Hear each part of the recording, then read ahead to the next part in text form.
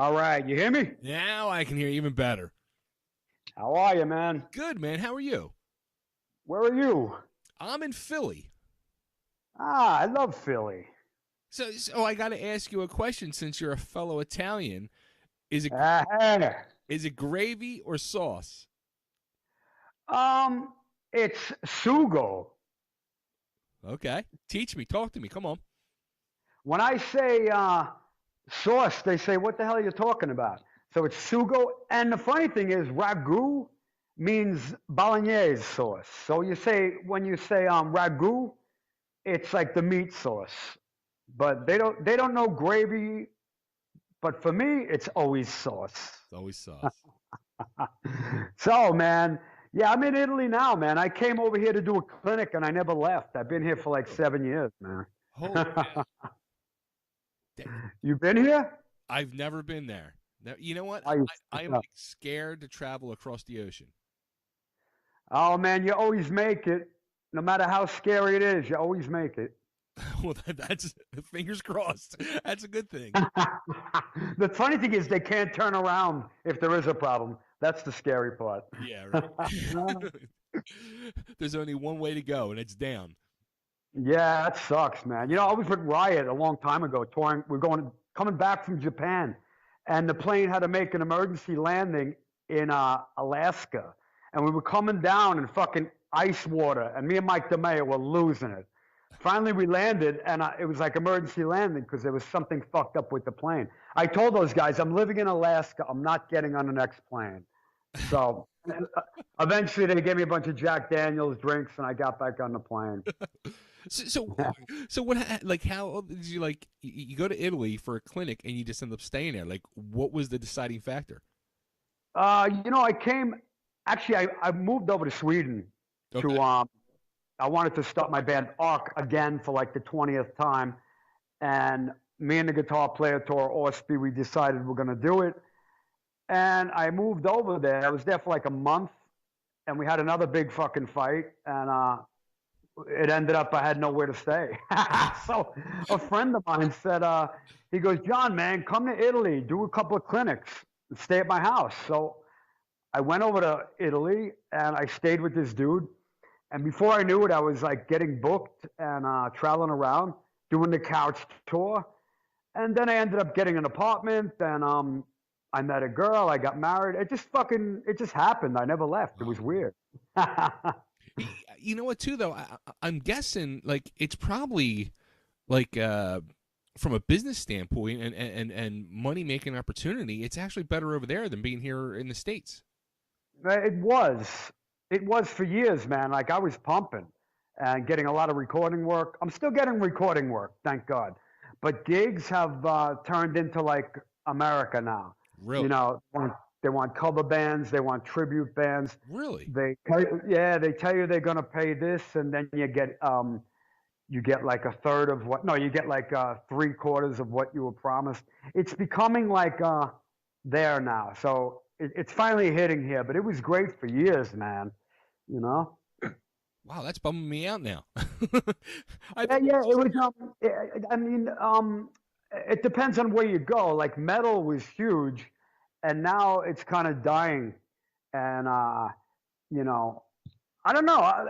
Some of my friends are saying, "John, come back to America. It's kicking." But for some reason, I can't believe that. Are they lying to me? they're lying. I mean, I can tell you about Philly. I mean, in Philly here, it's like totally turning into a tribute band scene, and it, Unbelievable. it's killing me. Like the few good original bands left here in the area. I mean, they're getting sandwiched between tribute bands on shows, or opening up for tribute bands with like four tribute bands on one show. It's like something's just Terrible. very wrong here. I'd rather flip pizzas, man. I mean, I would never do that. I mean, over here they got the makeup and shit. Or if the guy, U2 tribute, he's got the hat like the Edge. Like they try to look like him Yeah, too. It's sickening, man. yeah, it's a whole weird thing going on. I don't like it. You want to hear a strange fucking thing? Over here, okay, there's about 100 Deep Purple cover bands, and Ian Paice comes and plays with three of them, which is cool. But there's a fucking there's two or three Spandau Ballet cover bands. Now, Stop it. would you? Yeah, I'm serious. I'm like, dude, wait, you're in a Spandau Ballet cover band? Yeah, I mean, we know one song in America. Over here, they're still big. It's weird, man. I mean, that's like when I'd rather go to like a school or something, or take a course to be an insurance agent. A Spandau Ballet tribute band. Holy fuck, man. I was gonna say, how many times can you play the song "True" in one night? Ah! There's another one. Gold. Da, da, da, da, da, da. Holy shit. Hey, do you play? You play? I used to attempt to play guitar, if you want to call it that. Huh? Yeah, not no more. And you got smart. Yeah, exactly, exactly. Hey, you know the guys in Philly from Doro? Do you know like Johnny D from Brittany Fox and Nick? They play with Doro now. Do you know those guys? You know what? I've met Johnny a few times, and Nick has actually been on my show. I guess it was like 2 years ago when he released a solo album. Oh, they're amazing people, Yeah. man. Oh yeah.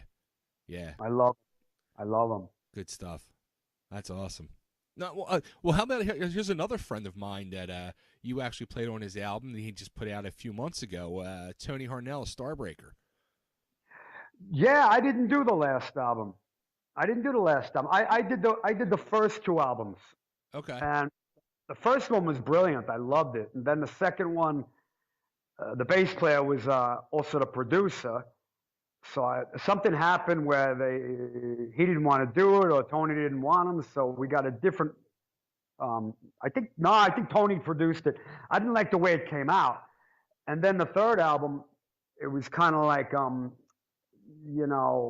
we talked about it, and when you get into doing a third album, it's not a project anymore. Yeah. So I said, a third album, it's got to be like a band. If I'm going to do an album with you guys, everything's got to be equal split.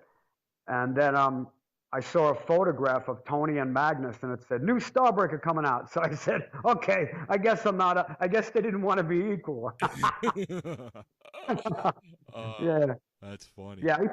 I know Tony for years. I played in TNT with him in 1990 and 92. Up to 92, I played with them. That's wild. TNT. So, man, what's going down? So you, man, you got this new project out. Is it a project or a band? That's a good question right there, because it sounds like it just started out of like a freak accident. Yeah, it kind of did, man. I mean, what happened was when I came to Europe, I was making my living doing clinics, man. I would get recording work, and but most of the bread came from, and I had to survive, man. Because I would stay in hotels or people's houses, and I didn't plan on really living here. I was just saying, okay, I'm going to make some cake and travel around, have a good time, eat some good food. Eventually, I lived here, but when I first came, it was only clinics. So a friend of mine who I do albums with, he calls himself Mysteria, and he's a keyboard player. Okay. And he lives in Croatia now, and he said, he talks like Dracula. He said, John, come on over and come to Zagreb, Croatia, and do a clinic. So I went to Croatia. I didn't even know where the fuck Croatia was, actually. And right next to Italy, man. I flew over, and I did a clinic at this like Academy of Music. Okay. And with clinics, it's weird because you can't really plan it. Sometimes you got students that are all drummers, and sometimes you got their mothers or their girlfriend, and you don't want to bore them. So I knew this wasn't only drummers. It was like singers, and there was a lot of fans of Yngwie. I saw so really quickly. I said to the organizer, "I need some musicians. Just get me a couple of musicians very quickly because I want to play some songs." So he hooked me up with Ivan, who is the co-writer and co-producer on Stone Leaders. He plays guitar and sings, and also the bass player Marco. He said, "These guys are great, man." So no rehearsal. We went in and we did Burn from Deep Purple, and I think Stormbringer or something, and they killed it, man. And I was like, wow, unrehearsed, just nailing it like that. I said, let me get your numbers, and when I come back, maybe we'll do something. So Ivan and me started to write through the mail. I would pump down some drum grooves, and he would put some guitar riffs, and you know, that's how it started. And then he sent me something that was really fucking cool, and I was like, wow, man, this guy's talented. So, are you familiar with Arc? My band Arc. No, I'm not. Okay, my band. We did an album called Burn the Sun. Yolanda was singing, and um, anyway, it was kind of similar. The writing process. What I did, I went in and I recorded drums first. Okay. Only drums, almost like it was a song. I did verse, chorus. I did a whole arrangement, and I sent it to him, and then he wrote the stuff on top of my arrangement. And then if he wanted to like extend or cut, Mooney, that's Mooney, my dog. I named him after Keith Moon. Shut up. Okay. Yeah. So everything was done kind of like that. Like drums were done first, you know, and then he took the ideas and he wrote the guitar stuff over it. And then I wrote lyrics and he wrote vocal melodies. And that's the way we started it, man. And then I didn't want like a prog band, you know, 5 members and, you know, the keyboard player, you know. So I said, can we keep this a 4-piece band? And The Who is my favorite band. So Okay. I said, I got an idea. Why don't we do like a 2-singer thing? Because he says he knew another great singer. So we got this guy Dino Jelosic in the band, and he sings and plays keys, and Ivan sings and plays guitar. So it's 2 lead singers. You know, sometimes they're singing together, sometimes one guy's singing, or they harmonize together. So it's cool because 4-piece band, but you know, we got the keyboard player, we got the 2 singers, drummer, bass player. So it's pretty fat sounding Yeah. for 4 people. You know? That's pretty wild. Like, it's kind of like a weird way of doing it. Like, I mean, you're basically coming up like with a song on drums first, and then they're writing the guitars over it. Yeah, you know, I did it with my solo record. Solo record, I got James Labrie on it, and Vitaly Kupri, and Chris Caffrey, Alex Masi. I did it the same way, man. I pumped down drums first, and then everything was written on top of that. And the thing is, as long as you're working with talented people, they make you sound good. Yeah. I was gonna say you gotta find like a special person though to be able to, you know what I mean, to write that way. Yeah, because usually things are done in like the Van Halen style. Like I got a guitar riff, but the thing about the way we do it, we did with Arc and my solo record and Stone Leaders, the result is always way different than anything you expect, you know? Because sometimes I'm doing like melodies on drums. My favorite drummer is Terry Bozzio. So he does a lot of melodic shit with the toms and the bells. Sometimes if you listen to only the drums, you could get a riff from that, Right. you know? So it's just a way of writing where you don't get your typical like Dawkins style song, you know. So that's the way we did it, man. And yeah, the result is sometimes really strange and you know, kind of artsy, you know. Now, when you're doing that, are you like hearing the guitar yourself in your head, like the way you're thinking it's going to go? Or are you like surprised with what gets sent back to you with guitar wise? You know, usually I write before I do any of this shit. I get a title because I write the lyrics, so I get a song title, and like the first track we did, I called "Box of Time," and it kind of gives me a mood. You know, I start to think, okay, this one, the title would fit a song kind of up tempo. You know, it just gives me kind of an idea. So I play a groove, and I don't really imagine a guitar riff, but I imagine a vibe. I say this is going to be kind of a darker song, or you know, this one more complicated.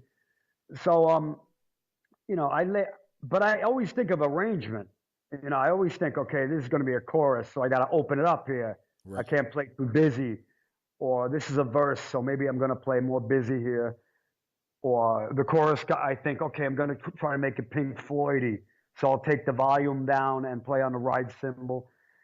So, yeah, but in the end, man, I don't know what it's going to be like, which is kind of cool when I get the result back, or I sit with the guitar player and he comes up with something. I'm like, oh, that's it, man, you know? So, yeah, it's just a different way of writing, but it works, man. Depends on who you work with, though. I tried it with other guys, It didn't. and it was like a fucking nightmare. You know. And how about the recording process? Like, were you guys in the studio together, or was it just emailing tracks Oh back? yeah. Like what we did, it was kind of like a demo. So I went in the studio and recorded the drums, sent it to Ivan.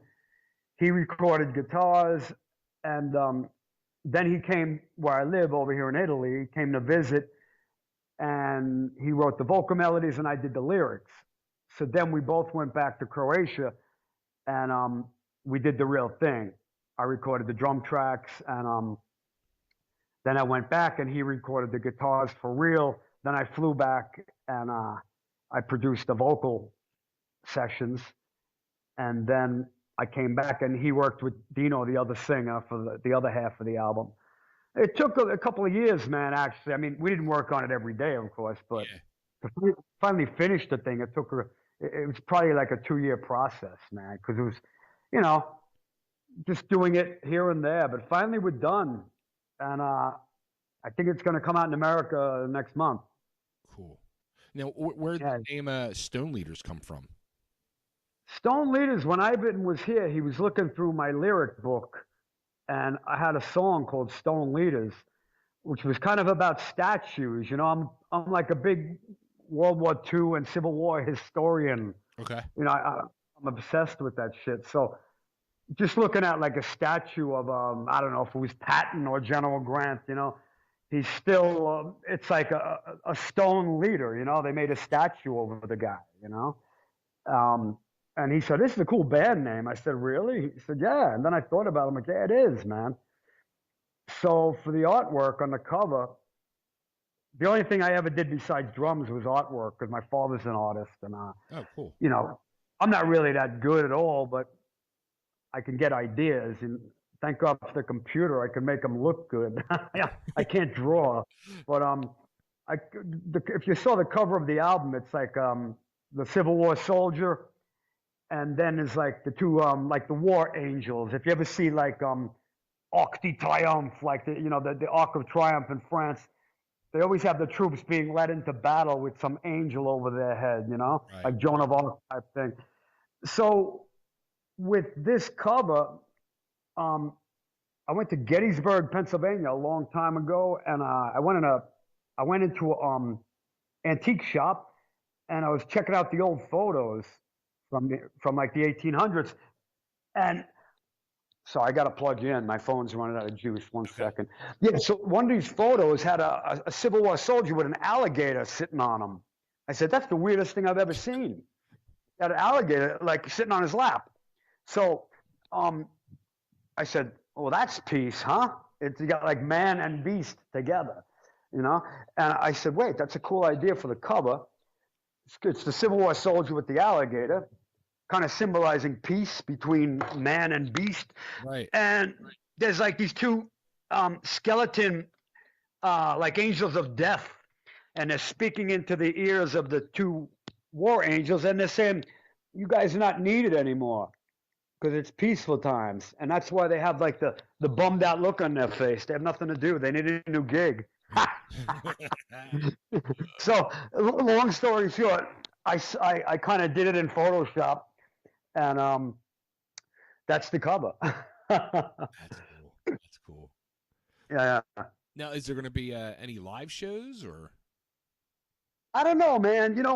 Like what you're saying with for example, when I played with Malmsteen, we'd make an album, and before we even put the album out, we were on the road. Right. And we would go out for like 5 months, and we touring with Dio and then headlining, and we would go out for months. It was like going in a submarine. I would come home and say hi to my family. Hey, my name's John. It was like we were out on the road. Today, man, like tours are like maybe 2-3 weeks, or right. If that. So maybe some people go for like a week. It's just like really everything has changed. So just I'm pretty realistic with this, saying if there's a real opportunity, we can play live. But to like jump in a van and drive around Croatia or like wherever the hell, I don't know, man. It all depends on how good the album does. But even albums are a crazy situation these days. Yeah. You know what I mean?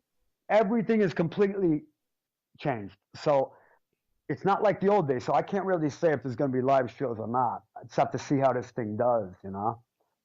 How about videos? Any videos for singles or? Yeah, we're gonna make a video. Like we put out some lyric video, which is just I hate lyric videos, but if you put out like an MP3, this is our new single. Like a lot of people don't even listen to it. They need to see something. Yeah. So Yeah. it's weird. It's weird. So we put out the lyric video for the first single, Box of Time, but I want to make a real video. So that's the next step, I think, and I want to hopefully do it before we put this thing out next month. Nice. You know, Nice. yeah, definitely want to make a video. Yeah, it's the whole thing. I was just talking to a buddy of mine with one of the original bands from this area yesterday, and he was saying to me, he's like, because they're getting ready to put an album out next month, and he's like, I want to do like just put a single out every month. I said, well, that's what I would have done. I would have just thrown a single out every month and then eventually release the whole album because nobody's buying albums anyway. So what's the difference? But, I toured with Bumblefoot and Ron Thor, and he says, he's like, why should I go and make a full record and spend the year and a half when, nobody, basically nobody buys the shit anymore. So what he does, he makes singles. Yeah. And he puts the singles out. And, he always does pretty good. So I'm sure he's doing good. But that gave me an idea. I said, man, you're right. Look at this thing. It took over 2 years to make. Right. And then it comes out and the next day it's free anyway. Right, so, right.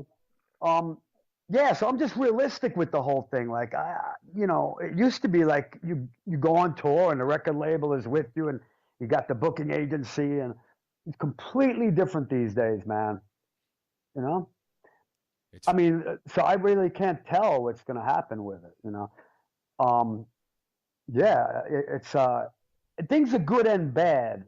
I mean, a lot of bands just stopped making records, Right. And it sucks for the future because I think this generation kind of dropped the ball. Big time. Big time. Yeah, I mean, they're not creating anything new, and they're just looking for a new way out. And a lot of them are not used to ever getting paid. So what's killing music in Europe, definitely in the Mediterranean areas like Spain and Italy and parts of France, what's killing music here is the new generation doesn't play to get paid. Yeah. They go out and play for their friends, and the club owners love them because they don't charge a fee. So that kills people like me and the guys who want to do it for a living. Right. Or still do it for a living. Yeah, so it's that's the bad part about it. The good thing about my life now is I've been recording my whole life. I made like 200 albums. That's insane to me. I make a living on people hiring me for albums, and home studios now are everywhere. So I get a lot of album work just from guys that, you probably never heard of, Right. But some of them are very talented and, they got the home studio. So they send me the tracks. I go in, record, send it back to them.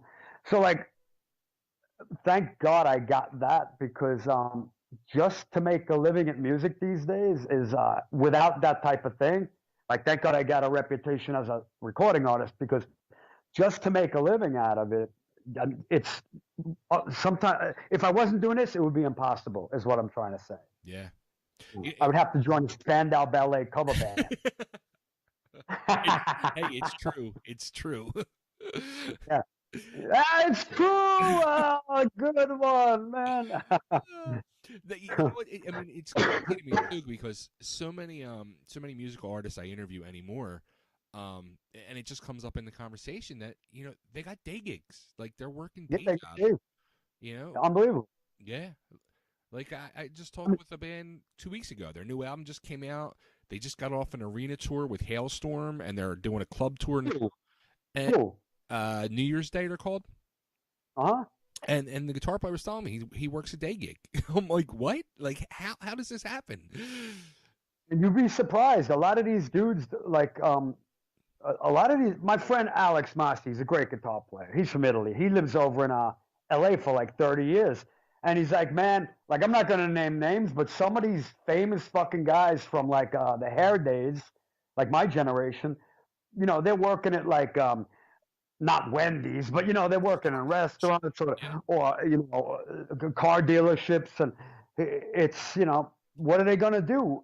And a lot of those guys, they all move to Vegas now because they want to get jobs in these plays or like these uh Casinos. what do you call that thing that was a movie with Tom Cruise Rock of uh Ages.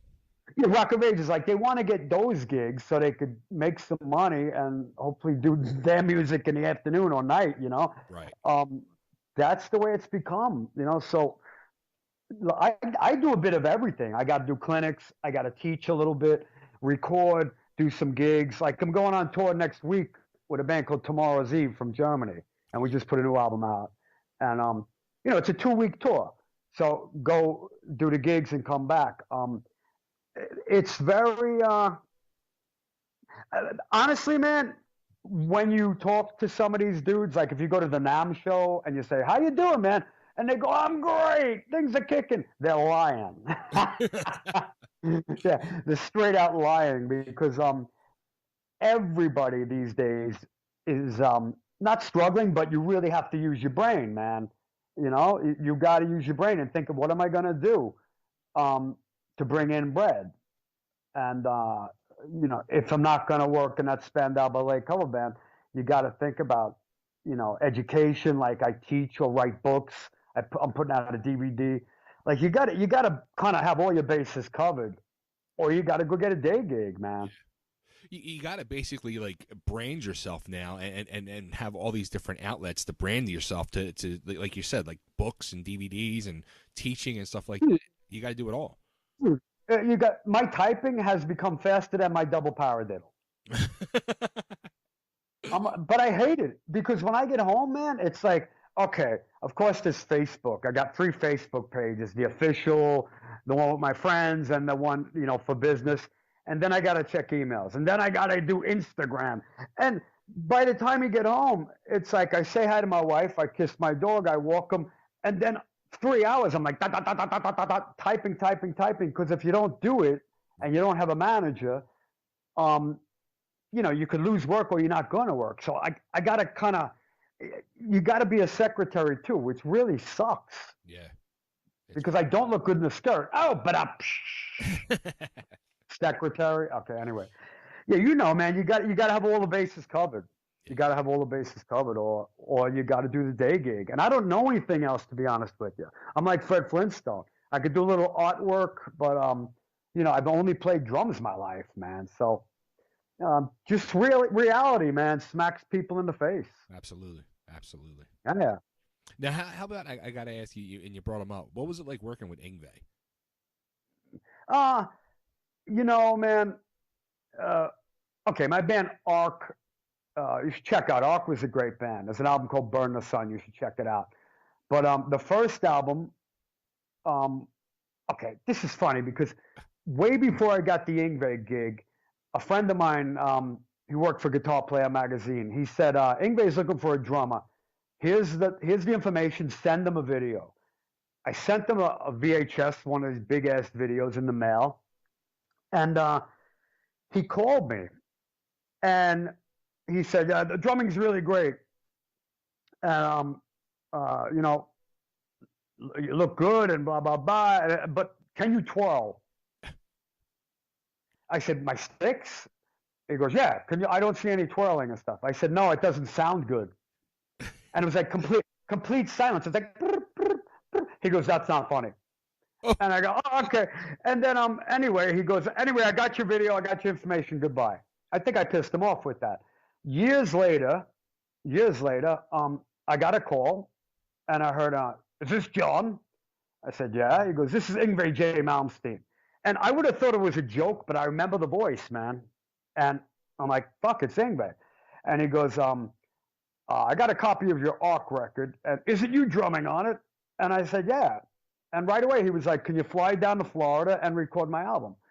My manager will call you to talk about details. I said, fuck yeah, man. And I flew down to Florida, and he picked me up, and we went right to the bar, and we were drinking for like 3 hours. And I'm like, this is a great gig, man. And we were hanging out, and then he goes, let's play. And I go, wait, now? He goes, yeah, let's go to the studio and play. I go, Yngwie, man. I mean, I can't even move. He's like, come on, let's go. So we go to his studio, and he gives me the sticks, and like I was like, duh. And he goes, play me a solo. I played like a solo. It was like, beep, beep, beep, beep, beep, beep, beep. I mean, it was ridiculously bad, probably. And he goes, okay, you got the gig. So we went back to the bar, and we started. We're having a great time. But the funny thing is, I bought a drum called an octaban. It's a big tube, right? It's like a skinny drum, but it looks like a tube. Okay. Maybe like it's like 2 feet long or 3 feet long. But it's a 6-inch drum. It's very small, right? So after my solo, he's got like those mirrored sunglasses on, like Eric Estrada would wear, and chips, you know.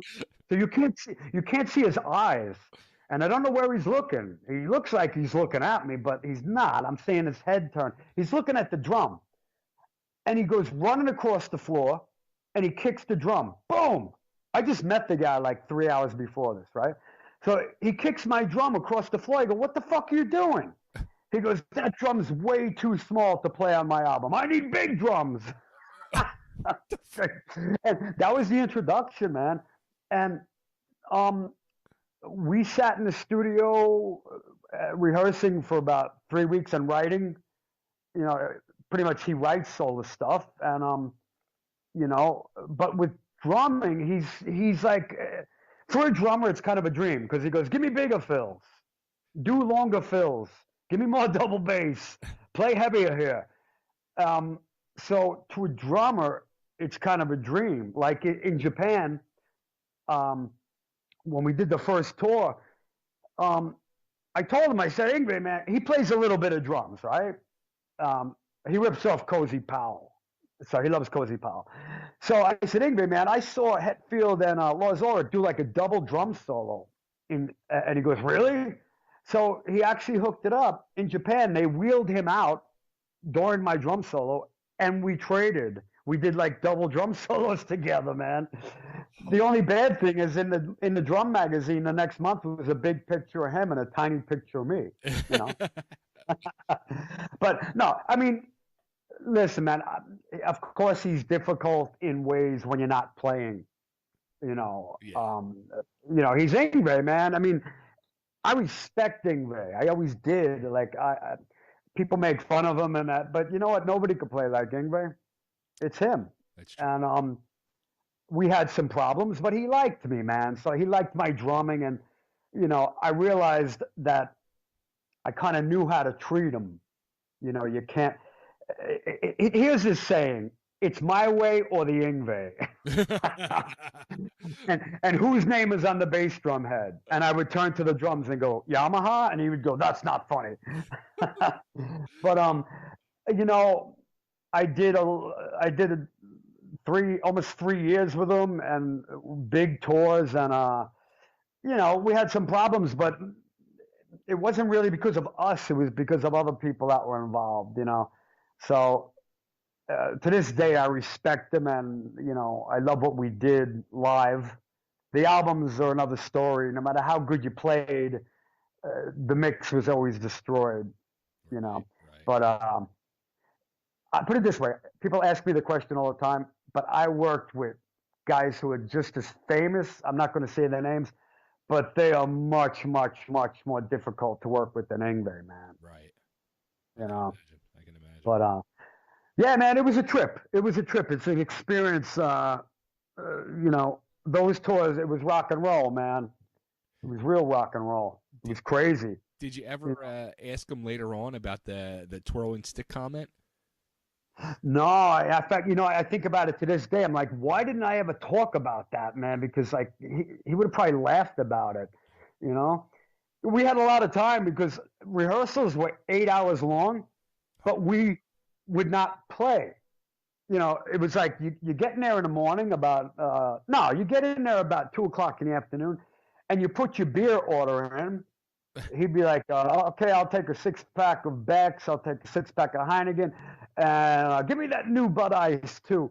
You know, he'd order like a case of beers for the day for him, and then everybody else would order their beer.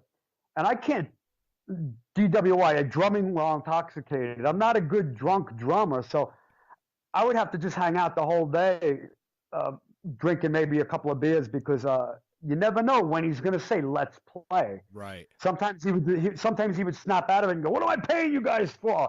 Get up and get on the drums." And then there might be days where we listen to Jerky Boys for 7 hours. Serious, man. So it was like unpredictable.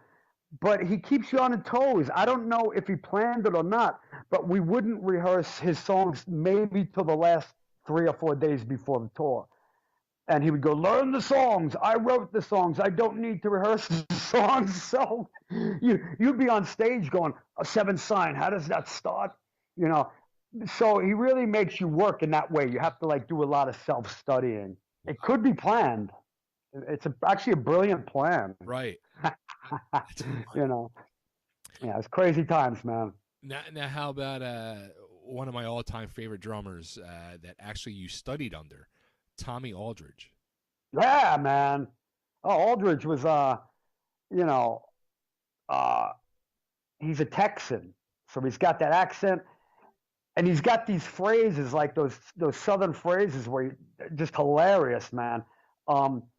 So basically, he came to New York. He was there for a month, and he was doing like 4. You know, you pay once a week. You paid like for a block of lessons. So I did the whole month with him, like 4 big lessons, 4 2-hour lessons, and it was a trip, man. Because, you know, mainly to talking to him. I mean, he's been with everybody. He's a legendary drummer. He knows everybody. So just besides the drumming part of it, the to actually talk with someone who's been through all that shit, you know, really helped me. And the stories he told me, man, were actually as important as some of the drumming stuff, you know? Sure, I can imagine. Yeah, I mean, but funny dude, man. Funny dude. Cool. He's one of your favorite drummers? Oh, come on. He played with Randy Rhoads. You know, unbelievable, man. Like, oh, I got a story for you. Anyway, Aldridge told me that why he started playing with his hands, because when he was a kid in Texas, I think he said his father was very strict, and besides, he didn't want him to practice or make noise in the house. So he didn't play with sticks. He wanted to practice, so he started to play with his hands on the drum set. Oh, cool. Isn't that cool? That's how he got it, man. And speaking of Randy Rhoads, the Yngwie bus driver told me, he said his bus company was the company that had the Randy Rhoads bus, and they still have the bus. Whoa. And it's in a bunker like somewhere, and it's all smashed from when the plane hit it, and they said they still have the fucking bus. How crazy is that, man? Holy shit. Yeah, I was freaking, man. His name is Tour Bus Terry. Tour Bus Terry. He talked like this. He said, we have the damn bus, man. That's amazing. Yeah. I mean, it's a trip, man. It's a trip. That's wild. Yo, fucking, this is, anyway, yeah. Sorry, tell me, man. I'm going off. That's all right, man. Go off. You're loud. That's funny. So, all right. So, Stone Leaders, where should we send everybody to get the album, hear it? Okay, I mean, you can find it on, you can find it on Amazon and also my website, johnmacaluso.com. I have it. Vanity Music. So it's out now in Europe. But the physical copies are going to come out in America next month, June. And, you can get it, you know, I mean, right now it's available online, but the physical copies going to come out in June in the U.S. And, like, I've been here for a long time. I don't even know if you were to buy a CD these days, Where? and you were driving in the car, like a physical CD, where would you go besides buying it online? Like, I don't even know. Everything's so weird today, you know? You, But anyway, for information, it's on my website, johnmacaluso.com, or Vanity Music, or if you want to order a copy now, you can get it on Amazon or my website, or but the real release will be next month in America. Stone Leaders. you know, the weird part is too, like, even like, if you buy a new car, you don't even get a CD Mm-hmm. player with it anymore. That's That's crazy. I mean, you know, it's like a bad technological horror film now. I went to LaGuardia Airport in New York. You could only pay with credit card. It's like the opposite of like here is like you can only pay with cash. You can only pay with credit card, and if you sit at a restaurant, you have to use an iPad to order your food. There was no more people. I said, this is whacked, man. So it's the same with, Really? like you just said, with cars. You got to have like an iPod or something to play music in your car. That's insane. You're freaking me out now. See, I would not want that. Like, I want to talk to a human being and order my stuff, make sure it's right. It's unbelievable, man. Everything is like so, and I'm like Fred Flintstone of technology, man. So like this stuff is killing me. Wow. No, Wow. but yeah, but Stone Leaders is a real, like, I call it dark prog because like I played with so many prog bands, you know, and some big ones, the Symphony X, James LaBrie, Arc. Um, you know, Symphony X is a brilliant band. I love them, and they start their tour um, tonight actually in Europe again. Uh, Mike Romeo, I just did his new album, the guitar player for Symphony X, called War of the Worlds Part One, and you know, Mike Romeo is a brilliant songwriter. But put all the prog stuff aside, sometimes it's hard for me to listen to prog metal, that is, because like the songs are way too long and they start off one way, and by the time the song ends, you're like, how did the song begin? You know? And like the guys can't count to four. Everything's got to be a 9 and 11. You know, I love the technical aspect of music, but also I love songs, man, you know? So with Stone Leaders, we tried to really keep things kind of short and not so proggy. It's a rock band. It's a rock band, and the songs it's rock songs, It is. but it's got prog elements, of course. But so I call it dark prog because also we did a lot of mid-tempo shit. You know, we didn't do like a double bass everywhere, and actually there is double bass everywhere, but we didn't make things over the top, odd times, and too long and too proggy. We kept, and we always hit you with a big chorus, but lyrically it's very dark, and I think musically it's very dark too. So I kind of call it dark prog, you know. Hey, it works for me. So you checked out the record. Yeah, I was listening to it all day. Beautiful. Yeah. You dig? Yeah. You know what it kind of reminded me of? See, I wasn't getting the dark out of it, but it kind of reminded me of like, okay, well, how about this way? I'll say a darker Winery Dogs. I haven't heard the Winery Dogs. I haven't heard it. So I don't really know. I thought it sounds like it's bluesy. Is it? Like what is it like, Winery Dogs? You know what? They got some blues to it, some rock. It's like a good rock record. But I mean, it kind of reminded me of Stone Leaders. Just you guys are darker and heavier. If you like the Winery Dogs and the Stone Leaders remind you of that, then cool. Yeah. I'm glad. Yeah, I dig it. Cool, man. Yeah, I mean, the first track on the record, Box of Time, is what we put out as, you know, the single. But we're trying to think of a good track to make a video for. And since every song is like a story, I think we can make a pretty wild video. If you have any ideas of a track you like, man, tell me, and maybe we'll use it for a video. Yeah. Keep in touch, you know? I will. I'll let you know, and I'll let Mr. Tedder know. I'm always on the phone with him. So I mean, Stone Leaders, yeah, I mean, it's just a talented bunch of dudes, man. And you know, like I said, we wrote the songs in a very strange way. So, you know, one song is called "Fire Up the Oceans," and Ivan did this whole keyboard intro, and it's kind of like what the hell is his name? What is that? He makes the movies like A Nightmare Before Christmas and stuff. What's his name? Tim Burton. Yeah, so I mean, it's almost got like this Tim Burton thing to it, the whole intro. And so when I heard that, I said, you know, I'm gonna try to make like this fantasy story here. So Far Up the Oceans is kind of like, you know, with all the problems right now around the world, religions fighting religions. Actually, that's been happening for thousands and thousands of years. But I kind of made it where, you know, every religious group prayed to their God and said, I wish you were here. I wish you were here. So one day their wishes came true and all the gods came down. And they actually didn't like their gods. And the gods said, I'm not going home. I dig it here. So they got what they wished for, but now they were kind of like slaves. And I kind of thought of like this movie thing in my mind. And they're here to stay, and you can't wish them away. And now you're kind of like, what did I do? You know, I got what I wished for, but I don't dig it.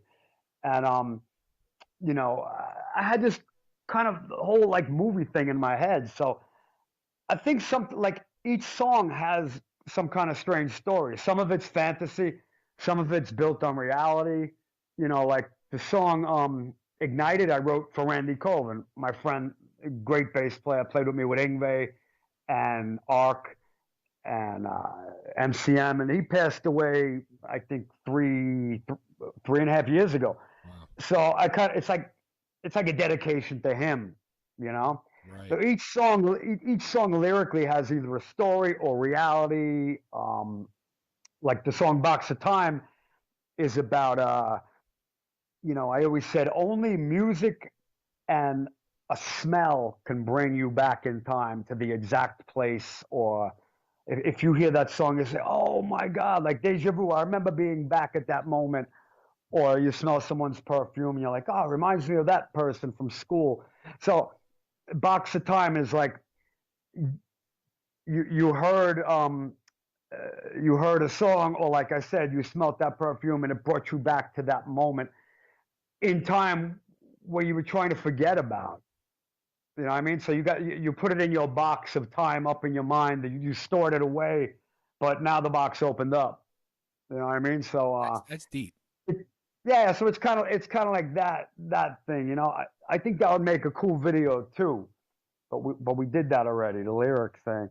So anyway, that's that. We're gonna try to think of a cool video to do. That's our next step, and then pop the record out, man. Nice. Yeah. Yeah, and then hopefully some live shows. I mean, 2.5 years, 3 years of writing this thing and putting it together. I think you should at least play one live show, for Christ's sakes. Maybe, man. Maybe. I mean, we're pretty close to each other. I'm in Italy. They're in Croatia. It's like a couple of hours, like an hour away, you know, by plane. So but everything's possible. Wouldn't that drive you? I mean, it's got to drive you crazy. I mean, you got to want to play these songs live. Yeah, I mean, I always love to support an album that I wrote or co-wrote or I've been in a band, you know. I mean, it's just things change so much. Like it used to be normal. That's the way it worked 15 years ago, 10 years ago. Maybe I'm getting used to the way it is now. Like I make a record and sometimes I forget about it. And then it comes to me in the mail like a year and a half later. John, I mixed it. It's finally done. And I'm like, holy shit, I forgot about it, you know. Everything is just so different in today's world, man. But of course, I mean, if there's that opportunity and things are going to be done right, anything's possible, you know. Right. Damn, play live, you know. Well, fingers crossed. Yeah, thank you, man. Thank you. And if let me see. Yeah, so Philly cheesesteak. Let's get down to business, man. Talk to me. Oh man, there's a place here. Okay, I just toured with Jennifer Batten. Okay. The guitar for Michael Jackson and Jeff Beck. And I was joking with her. We're great friends, and we were driving in the van, and she was telling me her whole history. And like, she had the biggest gig on the planet, Yeah. which was Michael Jackson. She did the Bad tour. She was the biggest places in the world, And that was her first real gig. Imagine that. She was in like an Elvis Presley cover band, and then she got a call to audition. She got Michael Jackson. After that, she played with Jeff Beck, her hero. And then I was like, well, your career is really kicking because now you're driving around with me. But anyway, we played in Rome last month, and it was sold out, man. We kicked it. It was great. But the food on the menu, you're in Italy, it's always going to be good food. But I ordered the Philly cheesesteak. Oh boy. And they had no idea, man. No. They had no idea. No. No idea at all. It just wasn't happening. I'm like, you guys, man, you got to try the real Philly cheesesteak. Well, you know what they're doing now? Here's what? The new thing now. And you can go online and you can see it. And I've yet to try one, but actually, I'm going down to South Street tonight to go see a show. Yeah. So on the corner of 4th and South is Jim's Steaks. Down half a block down South Street, right before you hit 3rd Street, is Lorenzo's Pizza. A slice of Lorenzo's Pizza is bigger than your freaking head. So now okay, tell me. It's a Lorenzo's Pizza and going up the street to Jim's and getting a cheesesteak, and they're wrapping the cheesesteak in the pizza and calling it a Philly taco. Whoa, wait, they wrap is the pizza around a cheesesteak or the cheesesteak's around the pizza? The pizza gets wrapped around the cheesesteak. Holy shit. Yeah. That sounds I could do that right now. Man vs. Food, I can do it. I know I can do that. Yeah. My man. I'm dying to try it. Yeah. Are you going for it tonight? No, you know what? I'm just going to go down and see this band and head home. I want somebody to be there to like actually document me eating this. It's called a Philly taco? Philly taco. Yeah, if you just do a search probably on YouTube or on Facebook, you'll find there's a thing out there about it.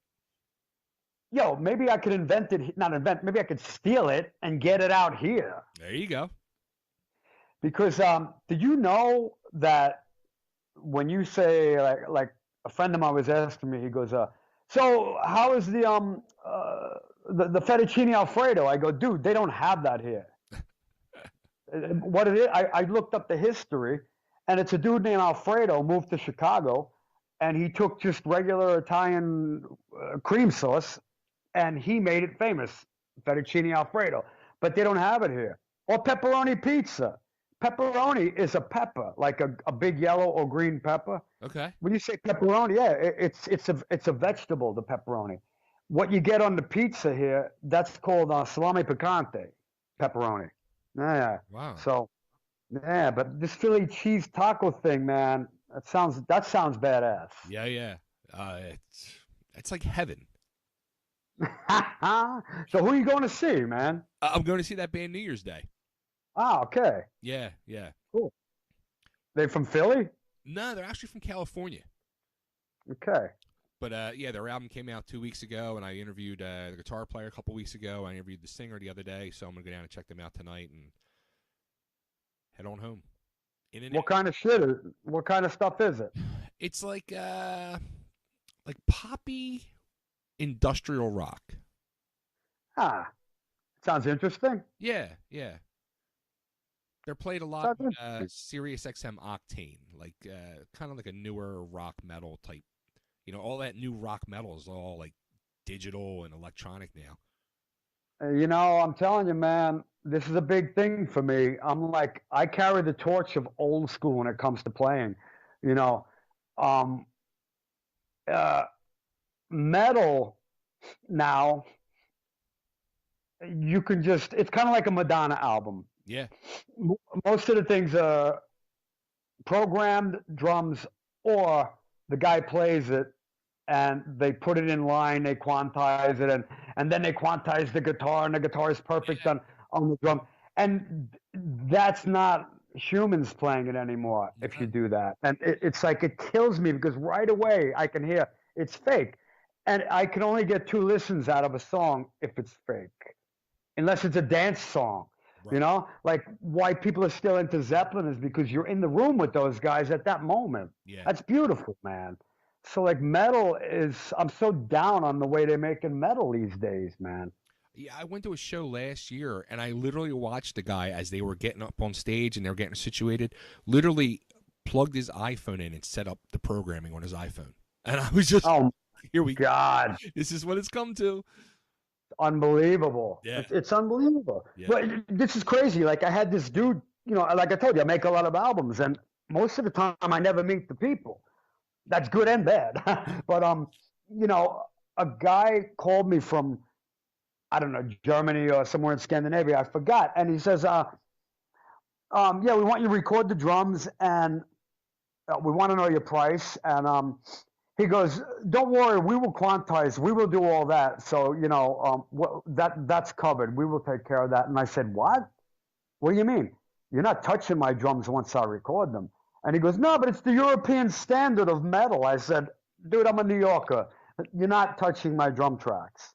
And he goes, oh man, but that's the sound we want. I said, okay, then just program it or call someone else, man.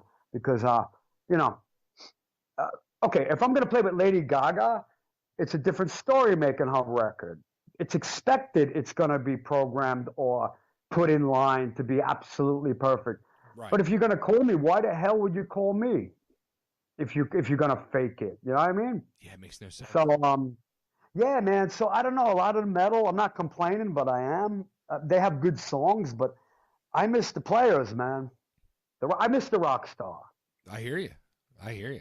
I miss. Don't you miss the rock star? Don't you miss like David Lee Roth, like the real shit in the old days? Absolutely. It's the whole thing's changed. I think that's a lot of the you know what it is too. Like rock and roll's not dangerous anymore. Like rock. No, everybody's fucking sober. Even me. When I sober up, man, it's like the world has changed.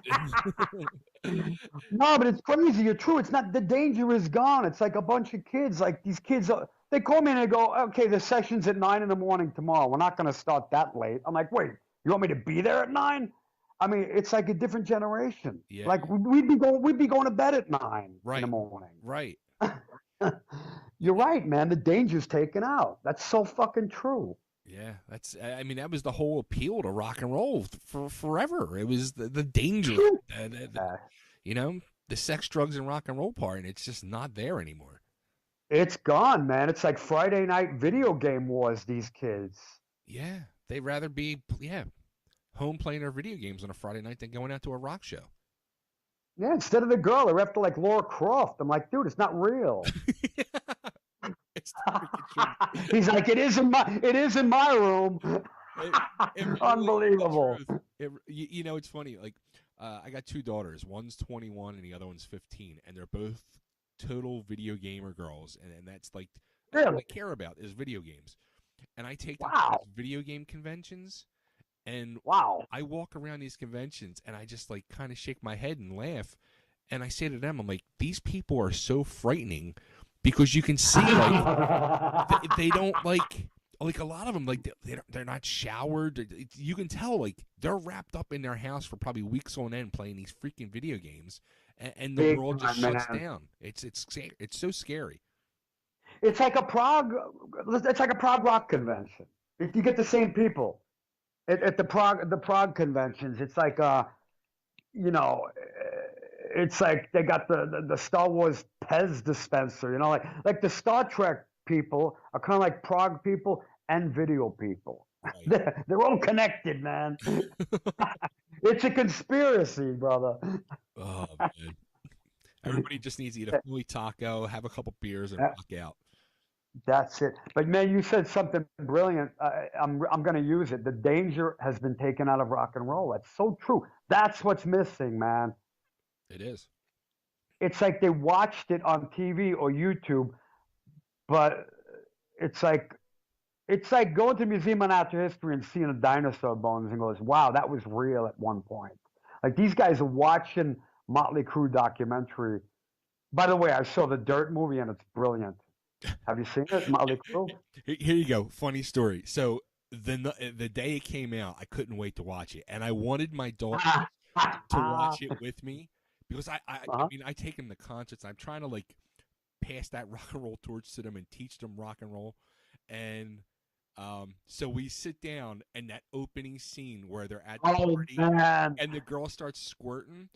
My 15-year-old daughter's mouth dropped. She looks at me and she's like, I didn't sign up for this. And she got up and walked out of the room. You know, that one scene it must have stopped a lot of people from continuing. Because I was like, oh, I can't believe, like, I couldn't believe that was an opening scene. It was a great opening scene, Absolutely. but I was kind of shocked that they did that, because it's kind of like a movie that, you know, a lot of kids are watching and shit.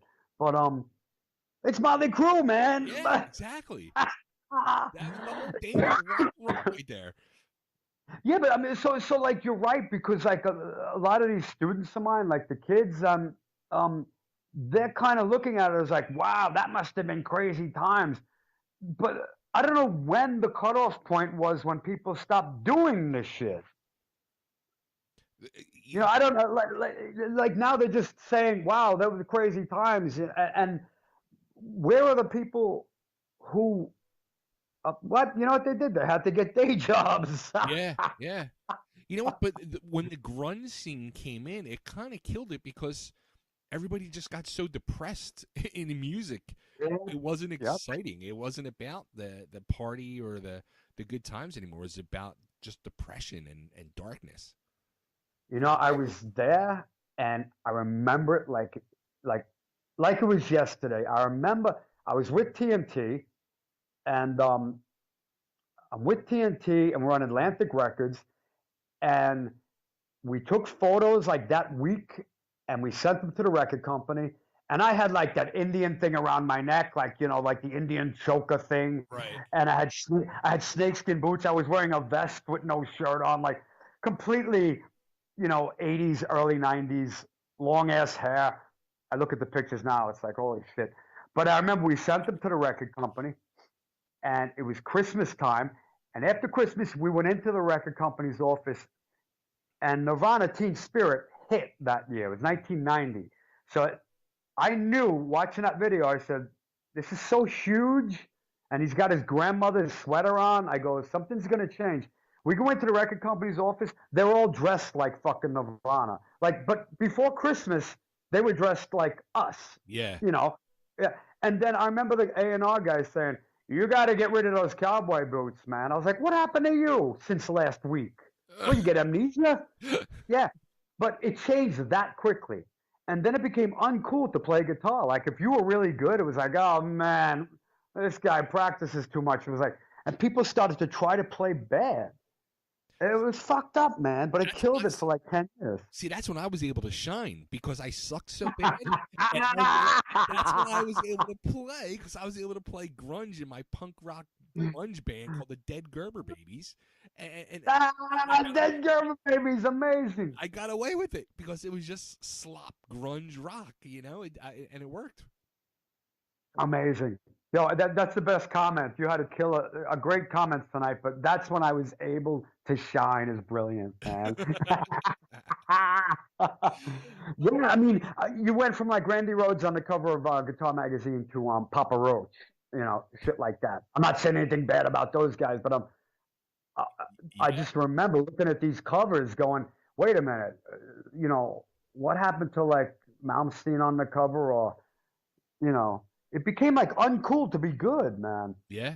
It was a weird time. You know, it's funny because I remember like with the whole flannel thing and all, and I just remember being a kid wearing flannels in the 70s, and then remember in the 80s it was so uncool to have flannels, and then I'm thinking to myself, I'm in my 20s, I'm like, I'm fucking buying flannels again. What's going on here? Like, it's cool now.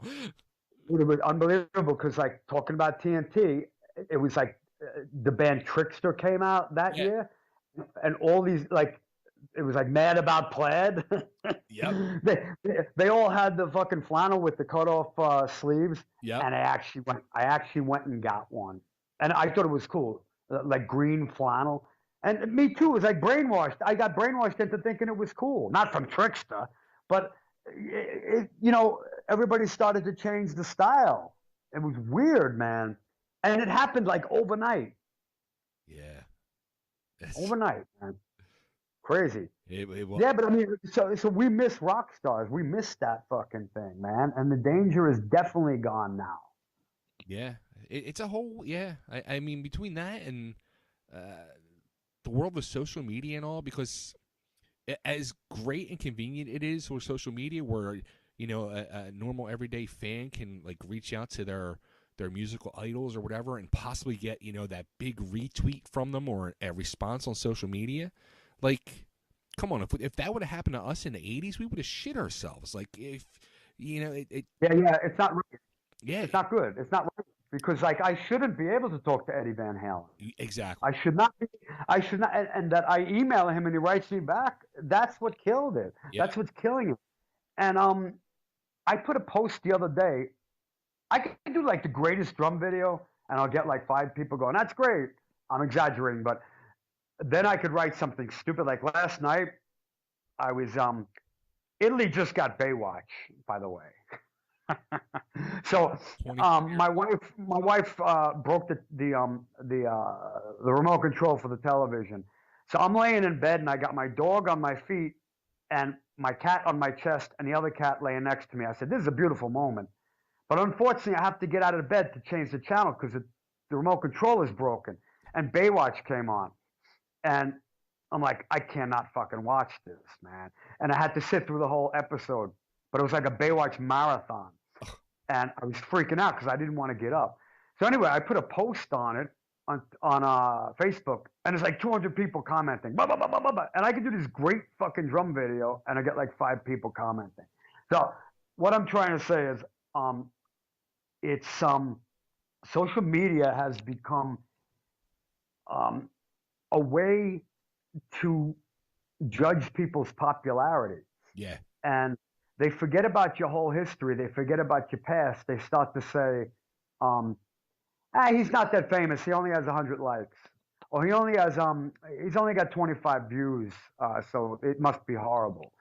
Like I got turned down from a promoter in Switzerland from doing a clinic because he told my friend who okay, a friend of mine called up promoter that books shows, and he said, I want to bring John to Switzerland to do a couple clinics. And the guy said, I'll call you tomorrow. So he calls my friend, the connection, and he says, you know what? Why would you work with John? He's maybe he's been in some bands and stuff, but you're going to lose money. And my friend says, what do you mean? Why would I lose money? He goes, because he's really not that popular.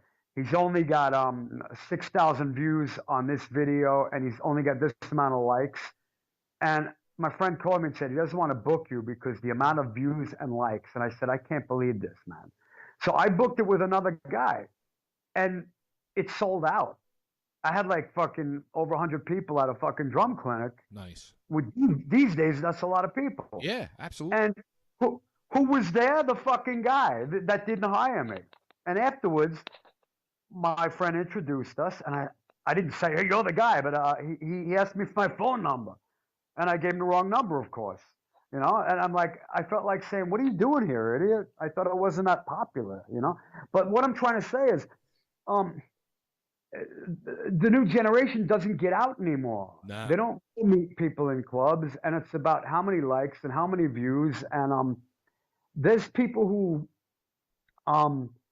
haven't even played shows, and they're making a living off YouTube selling videos and selling things. They're like YouTube superstars. I mean, YouTube superstars.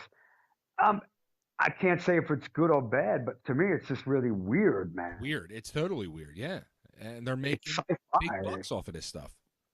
I know, and if I'm home and I got time, I'm not on YouTube checking videos. I'm like going practice still. And a lot of people are just like drum lessons and guitar lessons. I've seen a decline like 50% down. Wow. Because kids, if they want to, okay, for example, if you were a kid years ago and you said, I want to play like Neil Peart from Rush, you go to a drum teacher and you say, I want to learn some Rush shit. But the kid now, he goes, I want to play like Joey Jordison from Slipknot. Just go check him out online, man. There he is. Right. You don't have to go to drum lessons anymore. No. Well, you do because you have to learn the basics, but kids have everything at the touch of their fingers now. And I saw the kiss of death. Now, if you buy a Fender guitar, you can go on their Fender website and you get free video lessons. So you just killed the local guy teaching in the music store because now the kids are not going to come to him. And he's got to go start a Spandau Ballet cover band to make the. No, you know what I'm saying? It's like we can't argue with what's happening, but it's really fucked up for people my age. And I don't know how old you are, but I'm 51 now, and the generation is just like, it's like, what the fuck happened, man? And when did it change? I'm 49, so I'm right behind you. Hey, you're right there, man. Yeah. What was your first concert? Judas Priest, Defenders of the Faith Tour, 1984, Philadelphia Spectrum. Oh, gee, that's cool, man. That's cool. Priest. Yeah. Good stuff. Mine was the Doobie Brothers. Hey, no, was What's Happening there? Ah, remember when reruns off the recorder? Yeah. And the whole fucking auditorium stopped and was like, rerun. Which doobie you be? Rod, you got a quarter? Yo, Rod, you got a quarter? Unbelievable, man. Yeah, Doobie Brothers 1979. And I saw Queen with Freddie Mercury in 1980, which was sick, man. That's awesome. That was sick. Yeah, man. Anyway, man, fucking have your pizza, have your taco, go kick ass, and play some Stone Leaders, please, brother. You too, man. That's what I'm gonna do. This is great. Yeah, you should keep in touch, man. You sound like you're really cool. Hopefully, I get to meet you. Yeah, man. Come to Philly tacos on me. That's great. And some beers. You won't have to worry about playing afterwards. Just relax. Yeah, I stopped, man. I stopped. It's been a year and a half without any booze, man. Really? Yeah, I mean, I always thought like, wow, life's gonna change. I'm gonna wake up and be like, wow, every day is so much easier. It's the same shit without a hangover. No, I mean, I enjoyed my life, so it's okay, man. But have some beers on me, brother, and have your taco. But definitely keep in touch, maybe on Facebook or something, on Facebook. I'll send you a request right now. Definitely, man. You seem really cool. Thanks for everything, bro. No problem, man. Thank you. Good luck with everything, bro. You got you out. Bye.